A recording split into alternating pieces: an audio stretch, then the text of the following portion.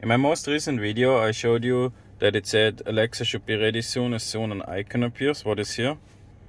And you have to click on it to step to register. Remember, your vehicle must be enhanced voice recognition, activated modem, and of course you need an Amazon account. So I'm connected right now to Wi-Fi. I check the connectivity. The vehicle connectivity is active. Even here on Wi-Fi is active. Then I can check here also the Ford Assistant.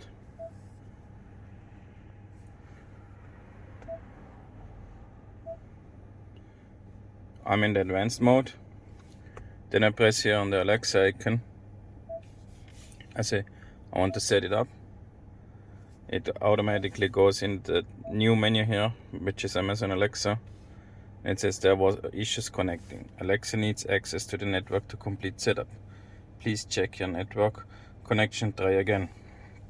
As you see, I have network connection here, so I'm not sure why it wouldn't connect. So if anybody can help me out why Alexa wouldn't connect, please comment below. I would really appreciate it for the help. And thanks for watching my video, and please like and subscribe.